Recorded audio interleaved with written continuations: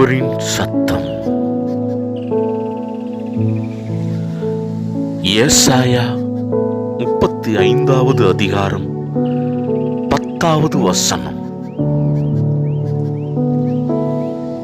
நித்திய மகிழ்ச்சி அவர்கள் தலையின் மேல் இருக்கும், சந்தோஷமும் மகிழ்ச்சியும் அடைவார்கள், சஞ்சலமும் தவிப்பும் ஓடிப்போம்.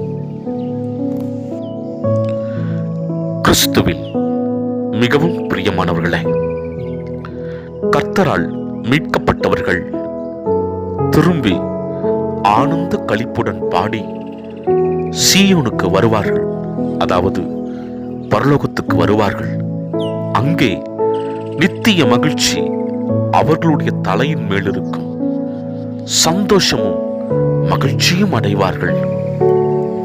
அங்கே பூமிக்குரிய சஞ்சலங்களும் தவிப்புகளும் இல்லாமல் இளைப்பாறுதல் உண்டாகும் என்பதாக திருவசனம் திருவுளம் பற்றுகிறது. எனக்கன்பானவர்களே, இந்த பூமியில் காணப்படும் உபத்திரவங்களும் பாடுகளும் சஞ்சலங்களும் வருத்தங்களும் இனி வரப்போகிற மகிமைக்கு ஒப்பானவைகள் அல்லவே. ஆகவே நமக்கு உண்டாகிற பாடுகளை சந்தோஷமாய் ஏற்று மகிமையில் சதா காலமும் அவரோடு கூட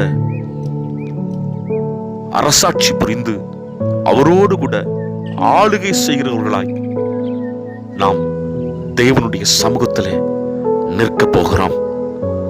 அந்த பேரானந்தத்தோடு தொடர்ந்து கிறிஸ்துவுக்குள் பிரயாணிப்போம். கர்த்தர் நம்மை சகல உபத்திரவங்களினின்றும் விடுவித்து மீட்கப்பட்டவர்களாய் ஆனந்த சந்தோஷத்தோடு பரலோகத்தில் பிரவேசிக்க தேவன் அனுக்கிரகம் பாராட்டுவாராக. ஆமென், ஆமென்.